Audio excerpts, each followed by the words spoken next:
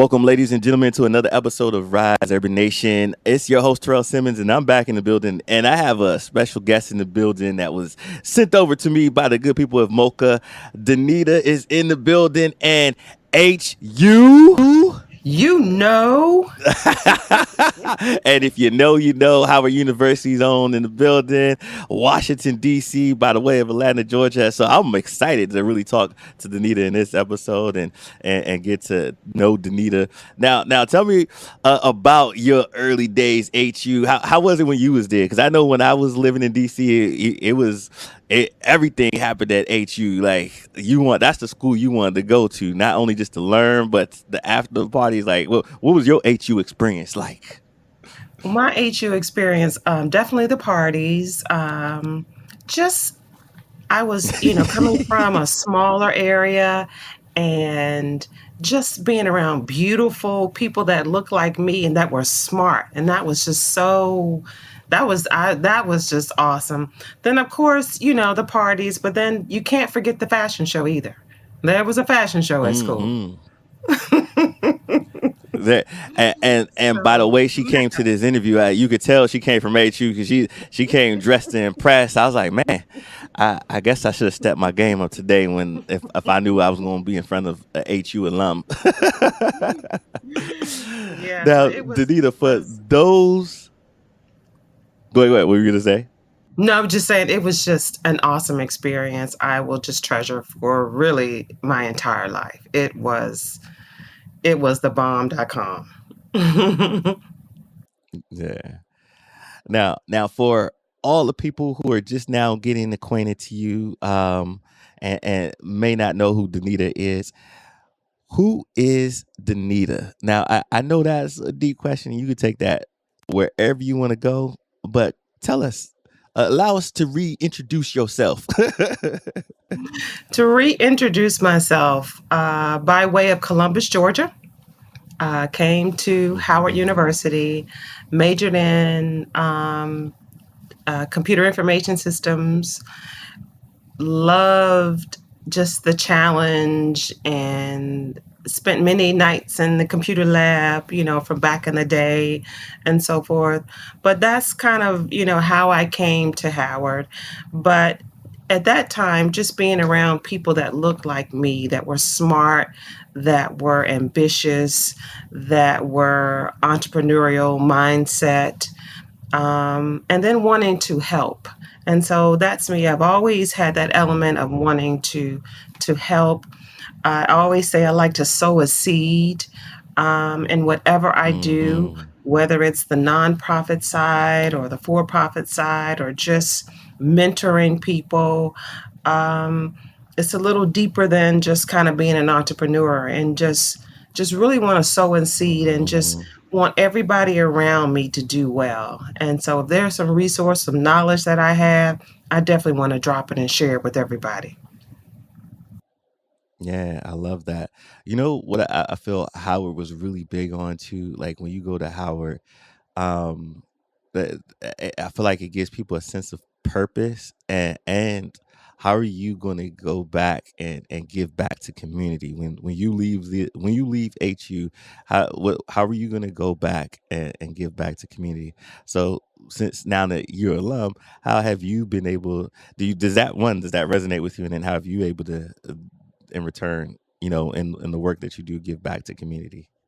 Oh, absolutely. From the days of doing a lot of programs with youth and sowing seed, I was involved with an organization where I wanted, at that time, technology was kind of sparse for at risk young people. And so we created programs to not only teach them technology, but also teach them financial literacy and also expose them to Hmm. culture. And so just wanting them to be able to soar next to their counterparts. And just because of where they lived or what their environment was, they were smart and beautiful people. And we just wanted to, again, sow that into them and give them those experiences they would not Hmm. necessarily get anywhere else. So Hmm. I thank my HBCU for, kind of instilling that and kind of just reaching. It's not about me, me, me. It's really about we. And so that was Mhm. an experience, like I said, I will treasure for my lifetime. I love that. Now, I noticed you mentioned technology and financial literacy. Um, why those two components? And because it seems like that was a point of emphasis or something that's important. Why do you feel like those are two important pieces for the youth to have? And what did you learn in that experience teaching some of these young folks about financial literacy and tech? Absolutely, absolutely. Particularly in the financial literacy, what we did was we taught the young people how to create stock portfolios. Mm. And we use technology with that. And so everything to me is kind of a game to make it fun and exciting for the young people. And so we had a contest on who would have the best portfolio. We kind of gave them mock money. Mhm. And at the end of the program, who made the most money, and they got prizes and so forth. But the idea was to teach them about stocks and teach them about credit. And I always like to do, like, if there was this job that, after they finish high school, depending on what their path was, you have a job, whether you want to go to college or trade school or just go to work or to the military or whatever. Then these are the expenses that you need to think about, and oh, can you sustain your lifestyle, based on that? And oh, just because you make, $5 an hour, that doesn't mean that that's what you have. So you have to think about taxes, and you have to live within your means. And so just kind of teaching them all of those things, all of those components, those life skills that are needed, and real estate, and how to build that generational wealth. That's what we did, and that's kind of what we, how we gave back. Wow, that's amazing. Like you that those are like huge life skills because I don't know about you, but never nobody taught me about that growing up. I had to learn like after college. Did anybody teach you about stocks and real estate growing up? Like, or did you learn that in school? Well, so I did kind of learn about, investing and saving from my parents, and my grandfather, both my grandfather, my paternal grandfather, I'm sorry, my maternal grandfather and my father, um, were Mm, entrepreneurs. And so that was something that I was exposed to at a very early age. My grandfather had a hmm. moving company, and he had all these office Yeah. supplies. And my sister and my cousins and I, we were pretend like we were, arranging for the moving jobs, and the little pads, and from back in the day. Of course, there were no computers and things, back then. So um, that was kind of fun. And so just learning how to build and so forth. And then my dad, is an entrepreneur in his own business, and so just learning about savings and planning for, a rainy day, and planning for the future, and all of those things. So it kind of hit me from different areas. And then of course, learning entrepreneurship and investing in real estate and all that kind of, being exposed to that, in college. Yeah. So I was destined, for it. You certainly were because you just had entrepreneurship all around you, which I felt like because you had so much entrepreneurship, I feel like everybody around you were kind of like mentors in a way, to kind of help you through like seeing what it was like, and then hopefully still being there to kind of guide you through your journey. Now, do you have a mentor or someone that's helping you with like self growth, or who has helped you to get to where you're at now? I've kind of had some self-appointed, mentors. They didn't know that they were my mentor, but I just kind of I just look to them and look for, advice, and I'm really into this kind of sowing seed, reaping harvest type of lifestyle. And so um I do it, but in return I obtain it from other people. They don't even know that they're sowing seeds into me, Mhm. but just any opportunity where I can learn and grow, I'm always looking for that. Yeah, yeah, I love that. Now, um, some people when they hear us talk about mentorship, sowing seeds, and looking for, uh, those people who can inspire us or give us, knowledge. There's like, oh well, I'm looking at sometimes they immediately think of family, like, but I often tell them like, no, you don't have to just look at, you know, family. You could look at books, like videos, and to you surround yourself with those people who are looking for that same knowledge.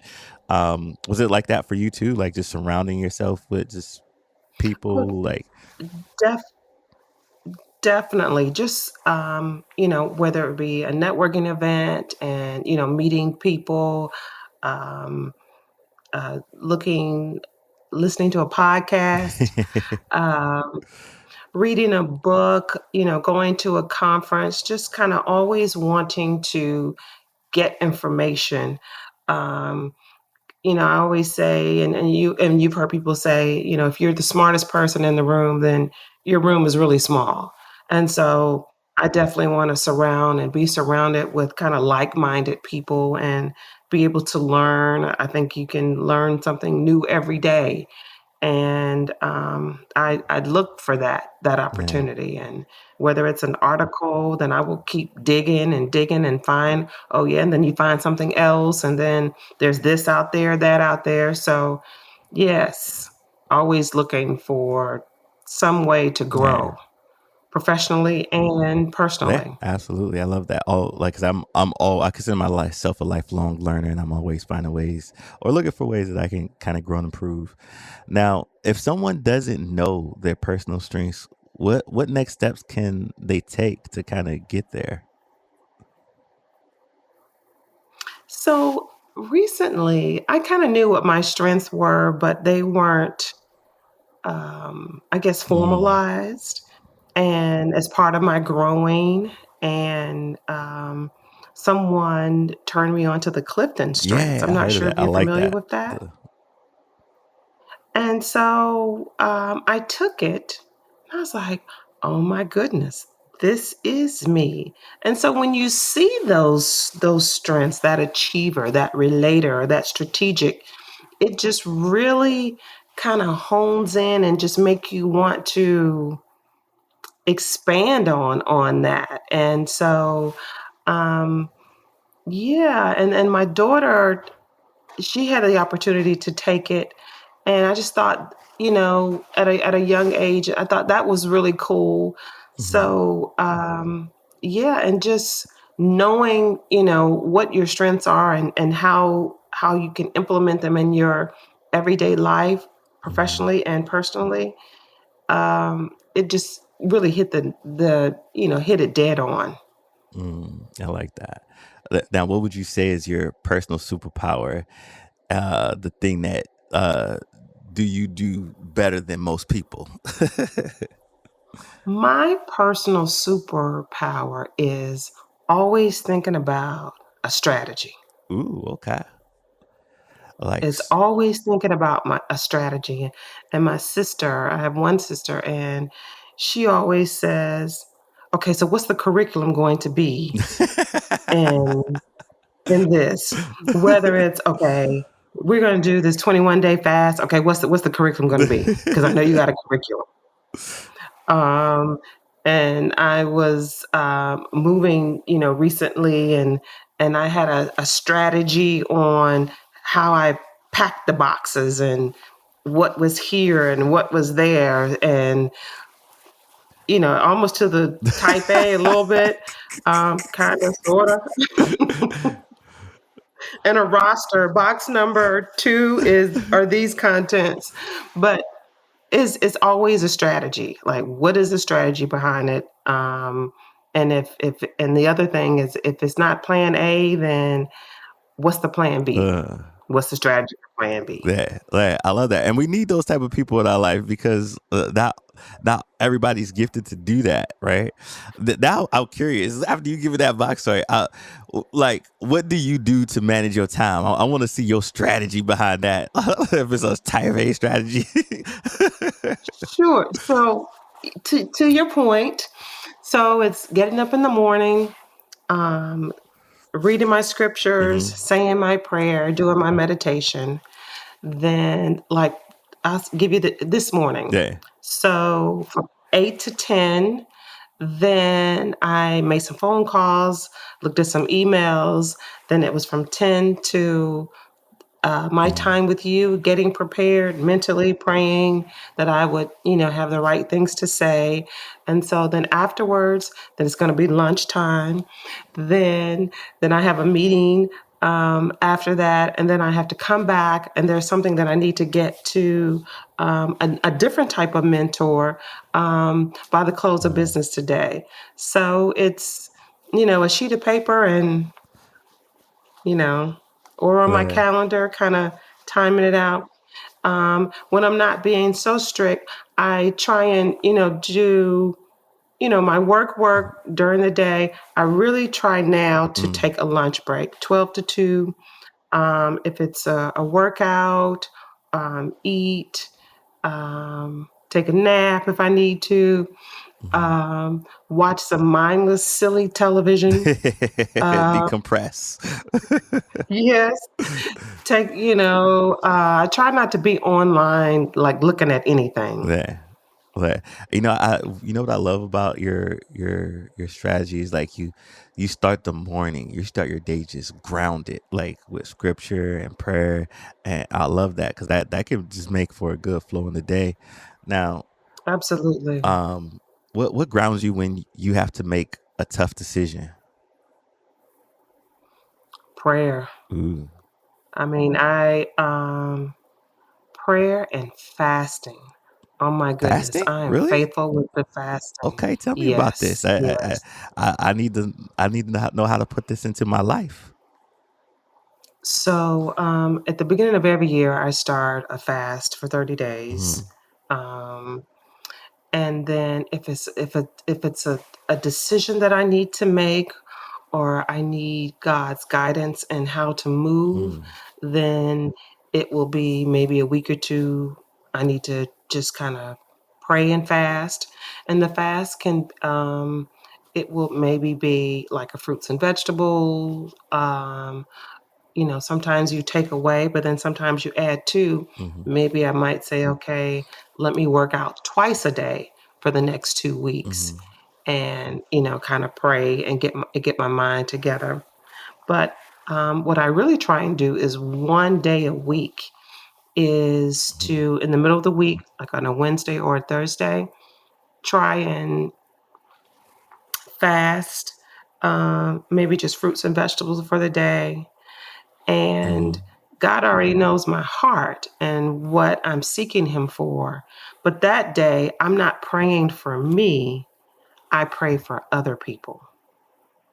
Mm. And so taking it away from me and just put it on other people.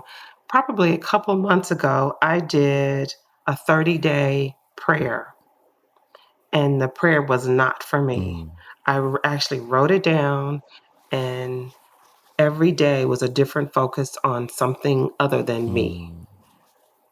So and so is looking for a job. I pray for them and their job. They got their job.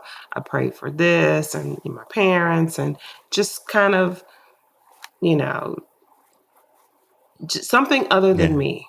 I love that. So that's that's kind of how deep I can get. Yeah, I love that. Because I've been hearing certain people say, how fasting really helps, with not only just resetting the body, but also resetting the mind, getting clarity, and cleansing everything so that you could have full clarity on what what what is important, right?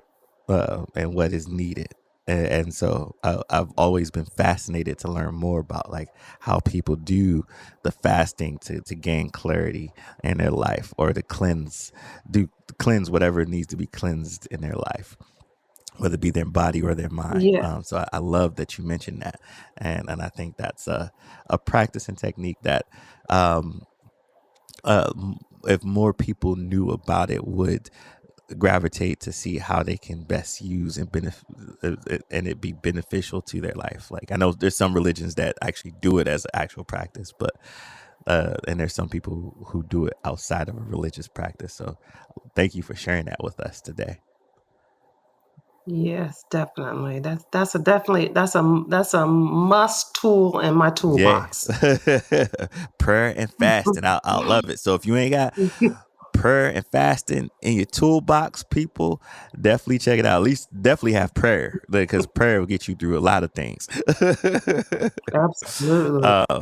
As they would say, Absolutely. Jesus, take the wheel. Absolutely. Yeah, absolutely. Absolutely. So now I want to talk a little bit. Let's jump into your industry, your entrepreneurial side of the hat, and some of the things you created. What industry would you say you're in, and what is the amazing thing that you, or things that you've created? My industry is tech and business Mm. consulting, and that's kind of where they meet. And one of the things that is amazing that's coming up is a grant portal for small businesses. What? It's a it's a grant matching portal for small businesses. I've helped probably over 250 small businesses over the last almost 10 years with seeking grant funding from $5,000 to $400,000. And all different types of industries, all different types of businesses, but they've been for profit Mm-hmm. businesses. And so some people kind of coin me as the grant lady on my grant side of the house. And so, um, and I was always just kind of given, hey, there's this opportunity, that opportunity.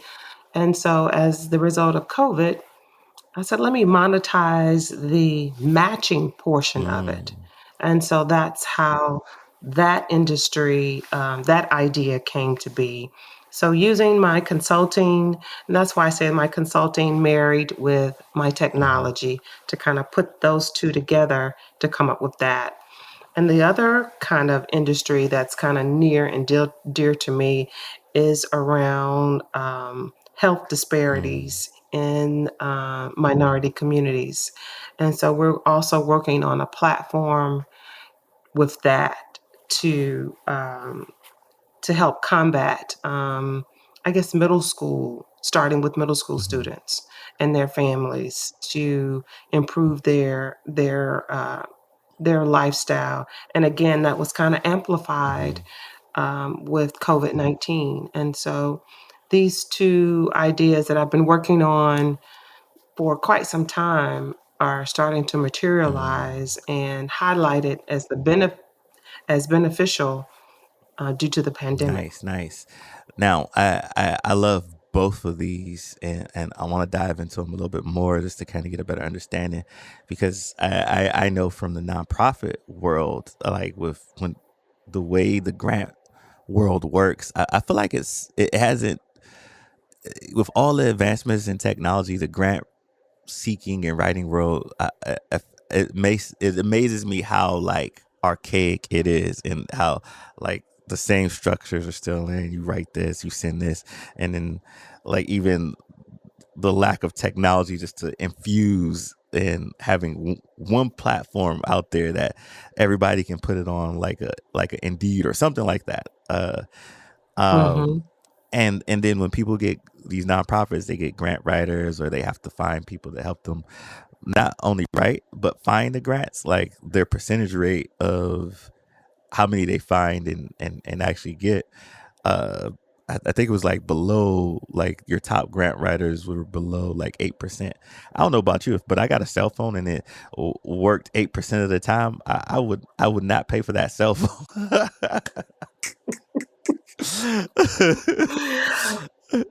I would not be in business if that were my success Yeah, rate. but this is normal, like in the in like the nonprofit grant writing space, like, and and I don't know about you, but like I feel like why has nobody tried to solve this problem? So I'm glad to see. I mean, I know you're not doing it for all grants out there, but just that you're taking on this approach to just find a more efficient way to match people and get people to the funding, which I think is the first step to this changing the evolution of how people find and get grants and write grants, and not having all these different platforms and this particular grant from this foundation is tucked somewhere in here. You can't even find it. You don't even know they had it unless you just were in the know. Exactly. Right, right, right. And, with small businesses, they don't have time to hunt and peck to find things. And so, hence why, our algorithm will help kind of cut down on some of that. And for me, as grant writing as an element of my business, I will forego an opportunity if I don't think I can get it for my Mm, client. So I'll forego it and the money, and I'll tell people, you're not going to yeah. get it because this is not what they're looking for, X, Y, and Z, and you don't have that. So let's not waste time or Mhm. money or my success rate. There you go. So I love that. And I think if more people realize, if they get into that mindset of like just the abundance and realize like, hey, you don't have to chase after all money. All money is not meant for you to chase after. Like, but if you can attract No, no, the right type of clients by being honest with yourself and the client, you're gonna get a better success rate. And I think that's what you've been able to do, if I'm not mistaken. absolutely.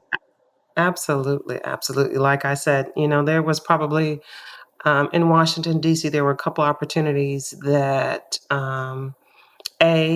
clients called me about at the last Hmm. minute, and I'll pay you double. That still doesn't work because it's not enough time. I'm not going to throw something together, and quite frankly, sir, you're Yeah. not going to get it because you're not what they're Hmm. looking for.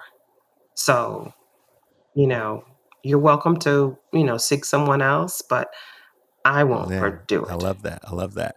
Now tell me about the is it a website, or is it um or do people have to sign up with your service to be able to match up to different grants? Like how's that process work? So the website is under construction, but it's grants for biz, the number four, Hmm. BIZ. There's a link where people can sign up to get information.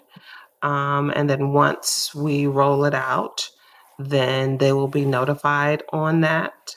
Um, we are preparing our content, as you can imagine. Currently, we have testimonials from past grantees that we're editing videos and written statements and so forth.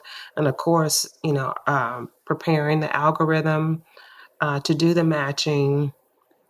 So we're kind of doing our behind the scenes, building content and functionality, but it is definitely coming I can't soon. wait. Yes.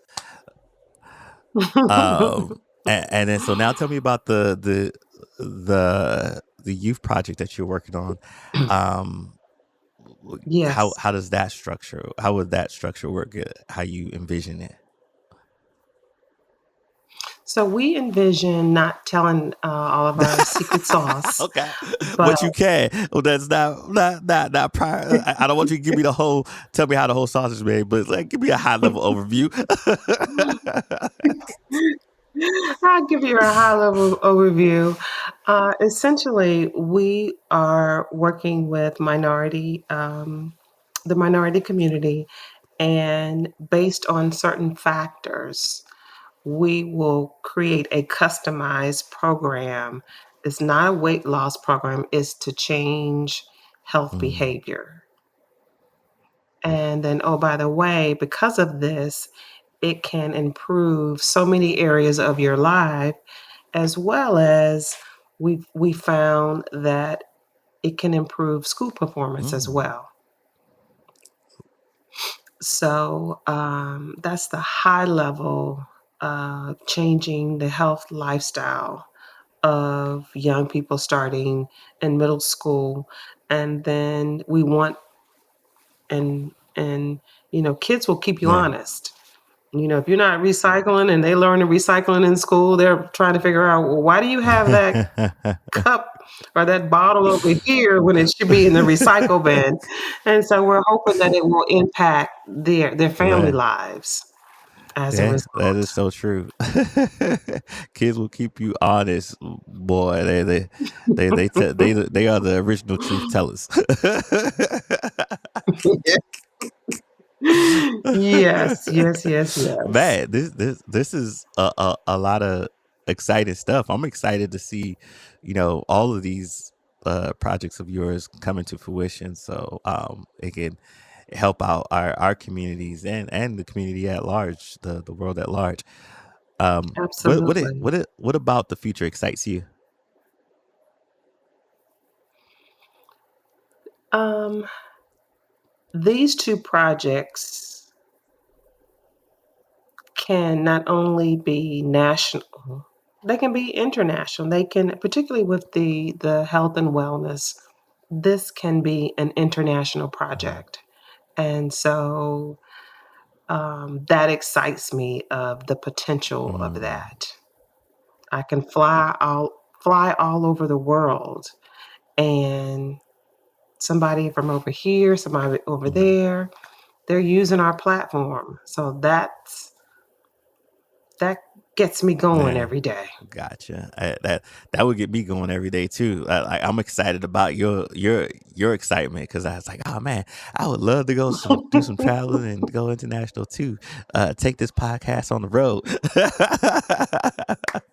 Absolutely, absolutely. I'm always thinking like this. I'm always, it's not just this. It's how can I make this thing international and fly on a plane all over the Right. world and meet all these different people. And then, oh, by the way, they they they Yeah, like what I I'm see. doing. Our dog is excited about it too.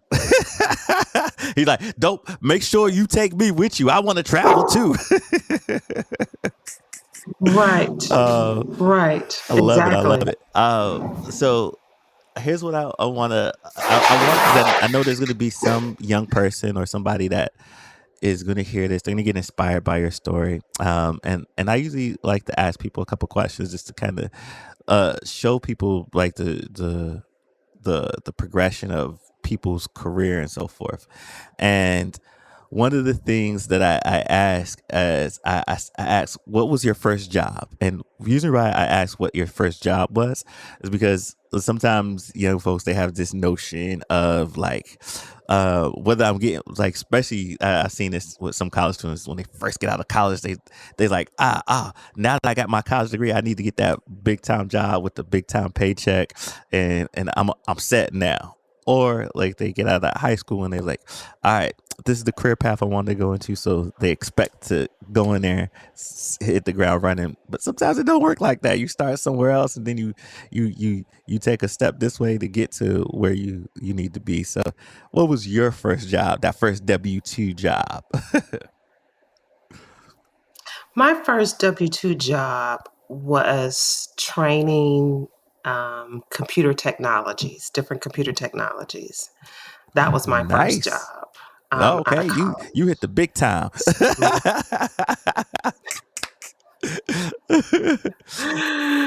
So that was my first job, and it was really good because I was able to develop a lot of communication skills in terms of taking this shyness and kind of being on a national Like, stage, um, sharing my knowledge and helping people to learn knowledge. And I actually did a lot of Hmm. traveling around the country in that Nice. I regard. think traveling around the country will help break you out of shyness. Yes. Yes, it did. I remember I was working on these military bases, and they taught me the different ranks of the military. And all of a sudden, I had this. I was like, "You guys can tell me what that rank was," and it was like a Uh-huh. general that was in my class, and I was like, "Okie dokie." So okay, let's get it. And they looking up like you to ask for you teach me.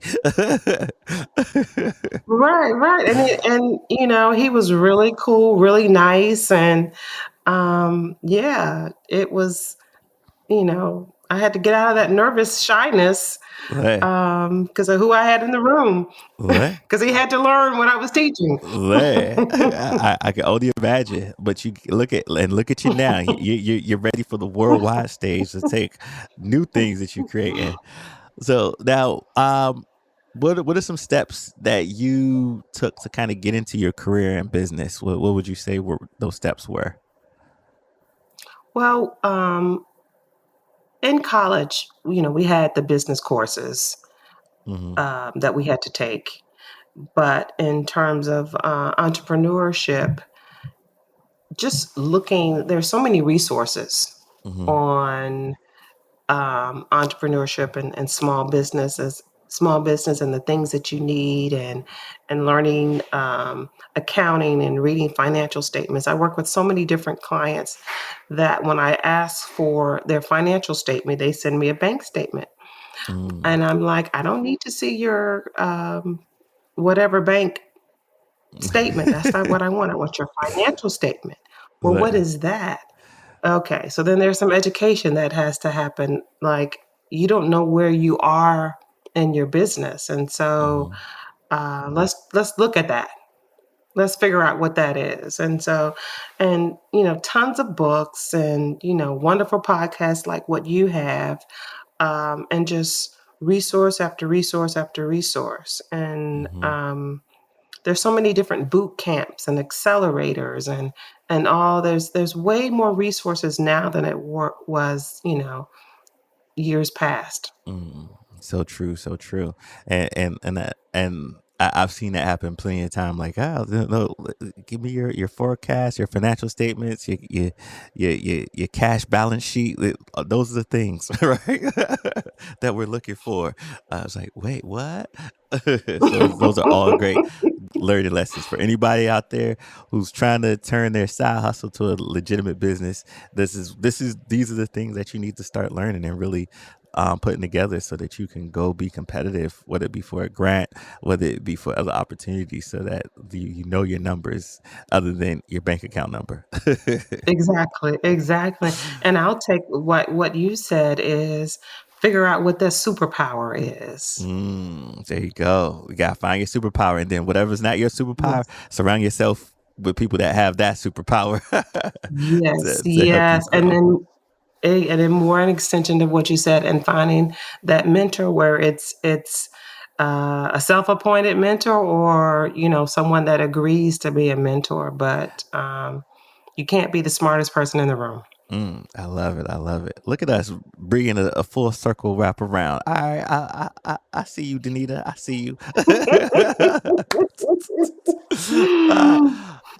What's one good lesson life has taught you?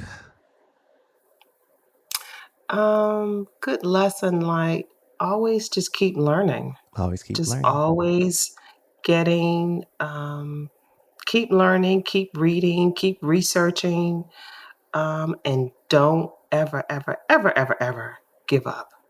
I love that. Don't ever give up. Keep going. A broken clock is right at least twice a day. So you Mhm. bound to catch a wave at least, if not once a day, at least twice. Right, right, right. Absolutely, absolutely. um, what's some advice you would give to someone who would like to start a career in your industry, like if they're listening to this, they're inspired. It's like, Danita's doing some great things. I always had an idea similar to that, to put something together for the grant world, or students, or they, I don't know which story they will, part of your story they'll hang on to, but what's something that you would give as advice for someone who's wanting to start a career in your industry?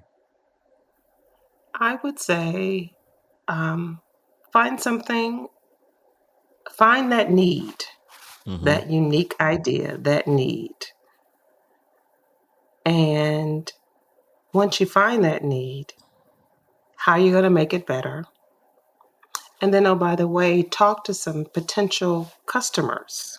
Do your customer discovery to Mm-hmm. see how that idea would benefit them. And let them give you feedback, advice, suggestions, and then do your research and continue to stir that pot. Mm-hmm. I love Let it. it simmer until it boils. I love it, love it, love it. Stir that pot and let it simmer to its boil. See, that's how Hmm.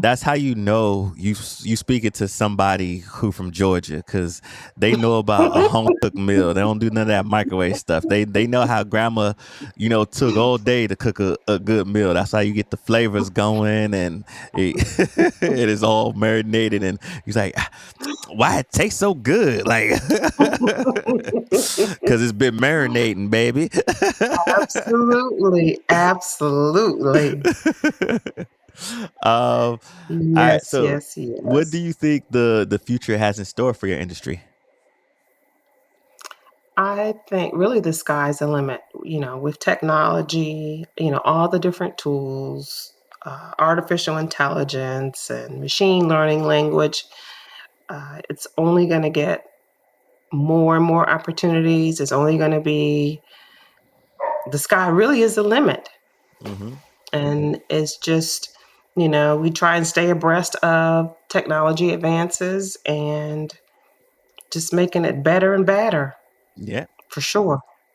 And that's going to just hopefully open the door for so many people that look like us to just be participants and be able to create. So I'm excited to see what that creation and that evolution looks like. So, and thank you for Yes. being one of the pioneers and showing us how it's done, and showing us that we can do it. So thank you for that.